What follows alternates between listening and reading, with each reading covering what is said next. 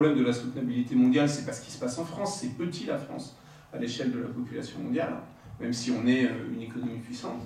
C'est ce qui se passe en Chine, en Inde, avec des centaines de millions de personnes, dont le seul rêve est de copier notre mode de vie, et de nous précipiter tous toujours plus vite dans le mur climatique et le mur de l'épuisement des ressources. Donc il y a une responsabilité de notre part à construire un autre mode de vie, un autre imaginaire de mode de vie pour envoyer à ces populations-là le message qu'un mode de vie différent, effectivement plus sobre, plus dans la qualité que la quantité et la surconsommation est possible.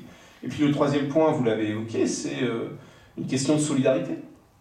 Dans un monde où les consommations de l'humanité sont globalement contraintes par les limites physiques de la planète, eh bien chaque consommation qu'on évite parce qu'elle ne rend pas réellement de service au nord, et c'est ça le sens de la sobriété, c'est une consommation qu'on libère au sud pour des gens qui aujourd'hui n'ont effectivement, par exemple, pas accès à l'électricité, 1,2 milliard ou 3 de personnes, pas accès à des moyens modernes de cuisson, même chose.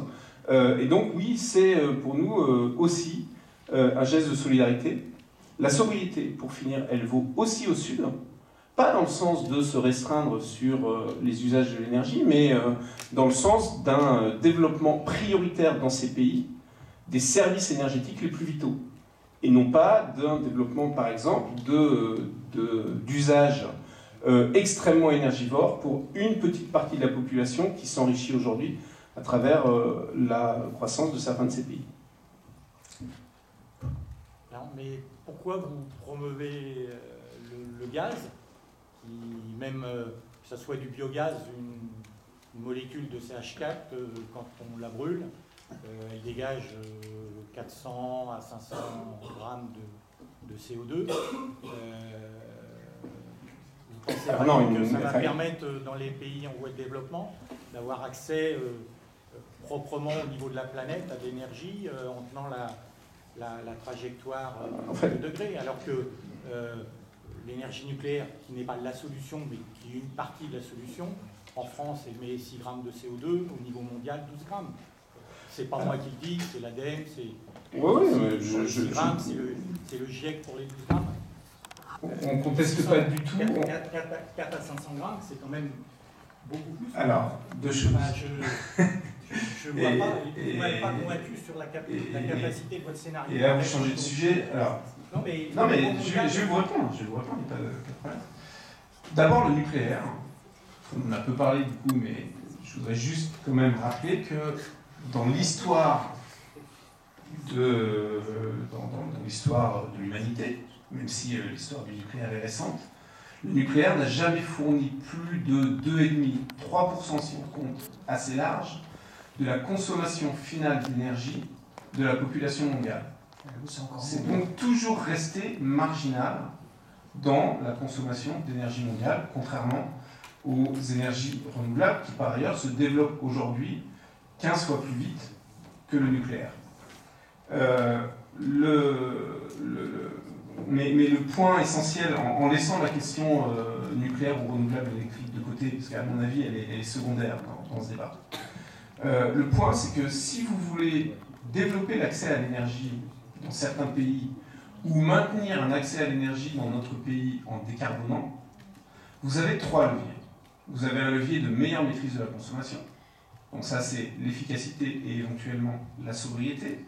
Vous avez un levier d'électrification, et vous avez un levier de substitution de carbone fossile qui effectivement émet fortement du CO2 par de la combustion de carbone renouvelable, issu de la biomasse, qui émet à la combustion autant de CO2, mais qui a un bilan CO2 nul si il est fait dans un cycle de renouvellement de cette biomasse, donc avec des cultures qui ont un bilan analyse cycle de vie qui est correct.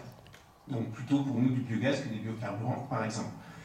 Vous avez ces 3 leviers, et en fait, si vous abandonnez un ou 2 de ces leviers, si vous misez tout sur l'électrification, vous rendez juste l'équation, et donc la résolution du problème, plus difficile. C'est pour ça qu'on maintient le vecteur gaz dans notre scénario, tout en développant en proportion le rôle de l'électricité. J'ai mentionné tout à l'heure les pompes à chaleur dans le bâtiment. On chasse le gaz des bâtiments. Clairement, dans notre scénario, on met des pompes à chaleur parce que c'est un usage beaucoup plus performant. Par contre, au lieu de faire du tout électrique dans les véhicules, ce qui nous semble poser des problèmes d'électrification, de batterie, donc on touche d'autres limites, eh bien on pense qu'il faut plutôt mettre de l'électrique là où il est pertinent, donc en particulier dans les déplacements courte distance dans les zones urbaines ou périurbaines, ou courte distance en milieu rural, et conserver pour le fret et pour les longues distances du déplacement thermique, mais qui du coup, pour être soutenable et pour être bas carbone, doit être du déplacement biogaz, ou gaz renouvelable avec le méthane du poids. Il y a vraiment une logique d'optimisation systémique derrière tout ça. Écoutez, il faut quand même prendre une carte et regarder les ressources en vent. Alors, les ressources en vent, c'est Patagonie, Somalie, Grande Plaine US, et vous en avez très peu en Asie, sauf peut-être sur le plateau du Tibet. Alors, vous savez, le vent et le soleil en Chine, là, c'est illusoire de penser qu'en Inde et en Chine, vous pourrez miser sur autre chose que sur le nucléaire, vu la densité de population et les ressources naturelles. Voilà. Donc l'Inde n'est pas en train de développer massivement le photovoltaïque. Ouais, mais attendez, c'est comme... mais attendez, l'Inde, nous on a quand même un Indien dans notre scénario mondial. Le photovoltaïque en Inde, c'est pas beaucoup par rapport à la consommation de l'Inde. Et le soleil brille également, ne brille pas également la nuit en Inde non plus. Voilà, à propos de l'artificialisation des sols, là je ris, hein, parce que quand vous mettez 36 parcs éoliens par département, là c'est pas l'artificialisation des sols que vous avez, c'est la transformation d'un pays millénaire en sapin de Noël. Hein. Parce qu'une telle densité d'éoliennes, quand je vous ai expliqué déjà que même dans le Poitou-Charentes, ils n'en veulent pas plus que 10. Juste parce que j'ai fait le calcul tout à l'heure, pour vous, quand vous dites un parc, 36 parcs, c'est des parcs de combien d'éoliennes chacun? 5. D'accord.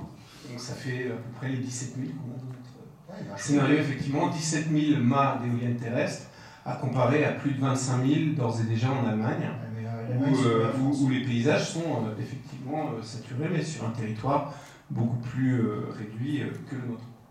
Allez dire au point d'un, Merci messieurs, on va passer à la question suivante.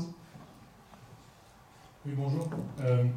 Vous avez dit tout à l'heure, monsieur Hansen, que le nucléaire c'était important d'un point de vue physique parce qu'avec peu de matière, on arrivait à produire beaucoup d'énergie et que ça avait peu d'impact biodégradable. C'est ce que vous avez dit ou... Oui, ça n'a pas d'impact sur la biosphère. Mais pourquoi? Enfin, je comprends pas trop parce qu'avec M. Orca, on a eu un TD cette année. Non, mais c'est vrai. Et dans lequel les déchets, c'était un enjeu important et on galérait à les enfouir sous le sol, enfin dans le sol plutôt, et ça créait des problèmes environnementaux et plein de problèmes. Donc je voulais savoir en quoi c'était... Enfin, qu'est-ce que vous entendiez vraiment par ne touche pas trop à la biosphère? C'est que ça ne modifie pas la radioactivité naturelle. Si vous voulez, j'ai une présentation sur les déchets. Il n'y a pas de problème avec l'aval du cycle nucléaire. Quand on sait ce qu'il y a dedans, ce que ça rayonne, la mobilité des radioéléments, et ce qu'on peut faire avec. Voilà. Ouais, par exemple, on ferait quoi avec? Enfin, je comprends pas trop parce que la gestion des déchets, on fait quoi si ça pollue après? Non, qu'est-ce qui sort d'un site? C'est dans 100 000 ans, si on n'a pas d'autre idée pour les récupérer, c'est du césium-135 et d'iode 129. L'iode 129, je peux vous proposer une manière de le stocker géologiquement, si vous voulez. Là, on dilue plutôt. Alors, ce qu'on fait, avec l'aval du cycle nucléaire, on peut se servir de la chaleur. C'est un projet qui est porté par l'un de vos camarades de la promotion 91 pour récupérer la chaleur pour assurer le chauffage d'une ville du nord de l'Europe. Et moi, qu'est-ce que j'ai comme projet pour ce qui sort de la Hague? Parce que vous avez quand même la meilleure stabilisation au monde ici, en France, c'est la vitrification. Ensuite, vous pouvez faire ce que vous voulez. Moi, je compte purifier l'eau, 10% des eaux usées de la France avec le rayonnement. C'est facile à démontrer. H2O, vous ionisez, ça fait H2O+. Qu'est-ce qui est le plus électronégatif? À chaud point. c'est l'oxygène, donc vous arrivez à chaud point. À chaud point, c'est le Graal des gens qui travaillent dans le traitement de l'eau. Parce qu'ils obtiennent ça avec de l'ozone et des lampes UV. Les lampes UV, ça s'use. L'ozone, c'est difficile à produire. Et nous, on peut utiliser le rayonnement pour purifier 10% des eaux d'un pays. Voilà. Ensuite, au bout de 300 ans, vous avez un rayonnement qui est divisé par 1000. Là-dedans, vous avez 7 milliards de platinoïdes dedans. Moi, je les récupérerai bien. Les actinides, vous en avez plein autour de vous parce que vous avez de l'uranium partout, donc vous avez 2 chaînes de désintégration. Ce qui se met au-dessus des chaînes, c'est pareil que ce qu'il y a en bas. C'est le même type de rayonnement. Ça bouge pas dans l'argile parce que vous remplacez un silicate par un oxocation, ça remplace le potassium, ça bouge plus. Qu'est-ce que vous avez au bout de 100 000 ans? Au bout de 100 000 ans, vous avez une mine d'uranium enrichi, et si vous attendez 1 million d'années, vous avez une mine de ruthénium. Alors,